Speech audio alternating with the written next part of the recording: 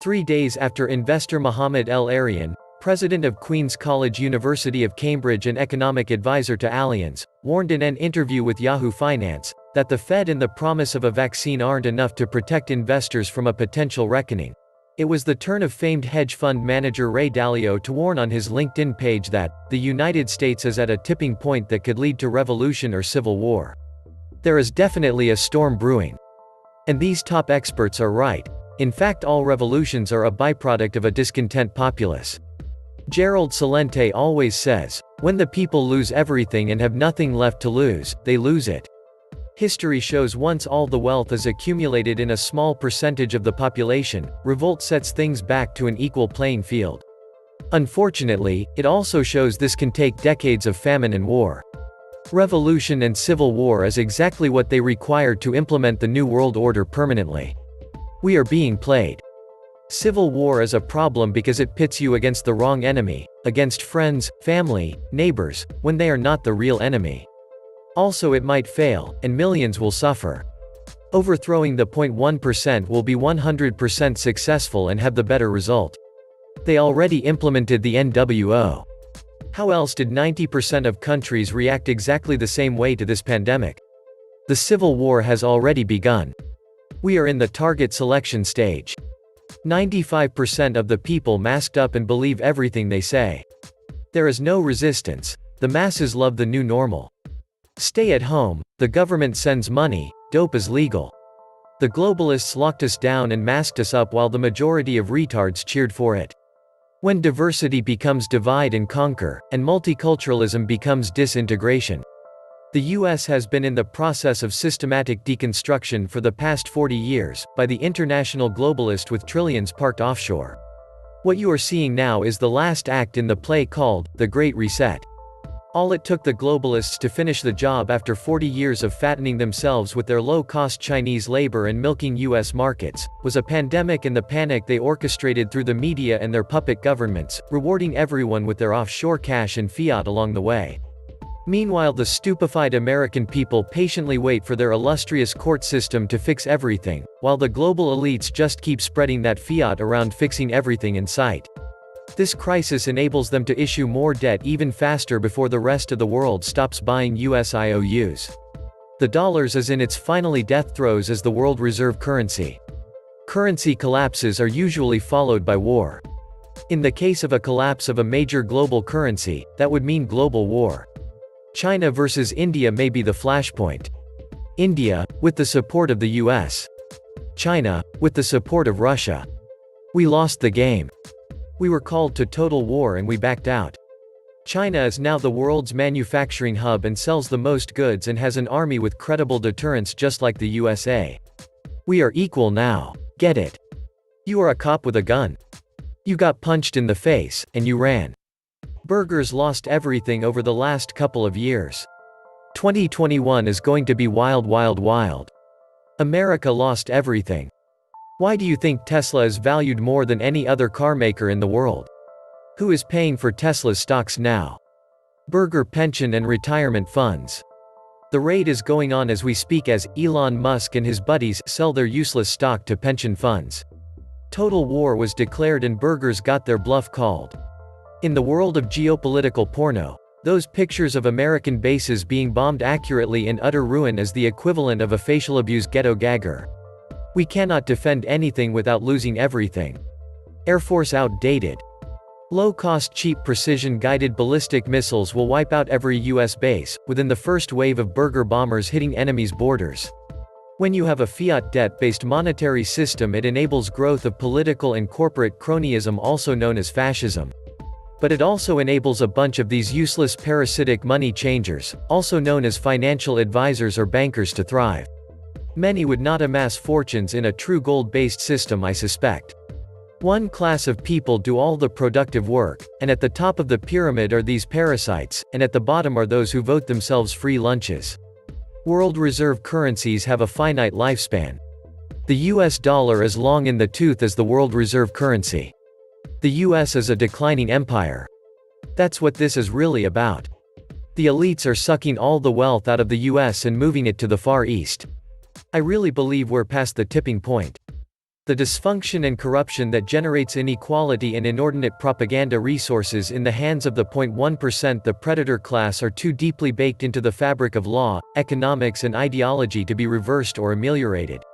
Simply put, the parasitic predator class is too addicted to the easy, windfall profits of their monopolies and cartels. Likewise, the political system cannot reform itself because politics and government are owned and controlled by predator-class lobbyists from the military-industrial complex, Wall Street, Big Pharma, Big Agriculture, real estate rackets and the rest. The nation is in a hopeless death spiral. And furthermore, internal strife has destroyed national cohesion and solidarity, leading to political gridlock at a very crucial moment.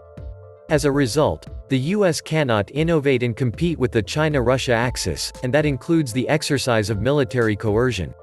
This is a cold, hard summary analysis and not an agenda or personal projection. In few words, we're screwed. Welcome back to the Atlantis Report. You are here for your daily dose of the truth, the whole truth, and nothing but the truth. Please take a second to click the like button. As many of you have asked me about where they can buy silver and gold bullion.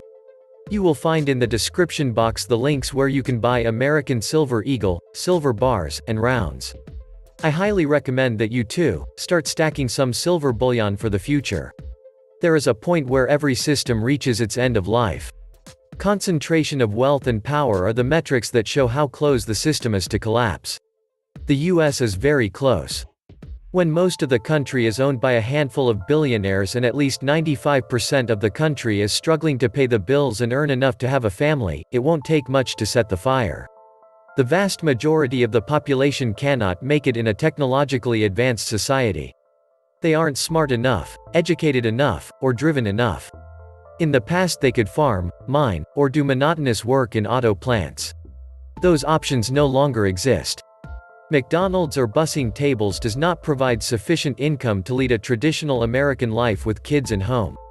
The rest of the world actually works and produces tangible products while the traders read charts and run computers, siphoning off the wealth of the country and putting it into the hands of the few. And we wonder why the country is in debt, the middle class is being gutted and the rich get richer. 50 years ago the market used to be where the average Joe could stick his money, long-term growth from responsible operation of productive companies, and everyone made money. Now you have to be a pencil-necked computer geek running supercomputers, creating casino wealth out of thin air. Day trading and most of the stock market is a racket. Instead of using that brainpower by innovating, running businesses that actually produce stuff and can create wealth and jobs for millions, people in Wall Street pilfers and plunders without breaking a sweat.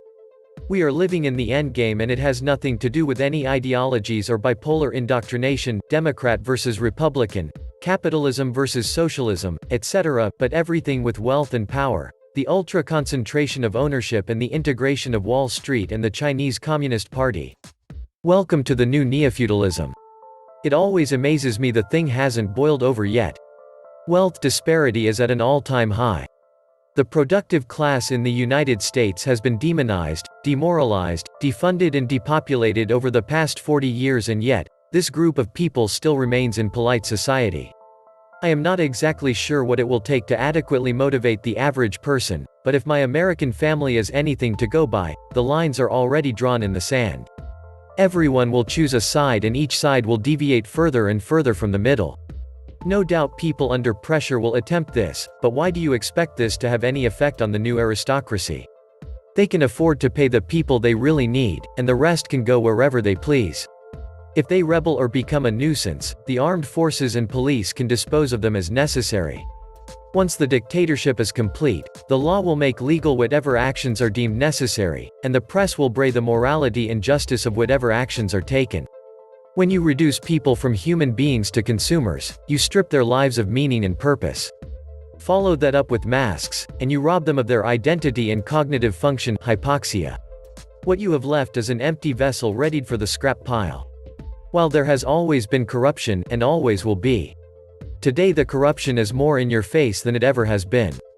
The political class and their handlers, the elite, don't even feel a need to hide corruption, not just here in the US but all around the world.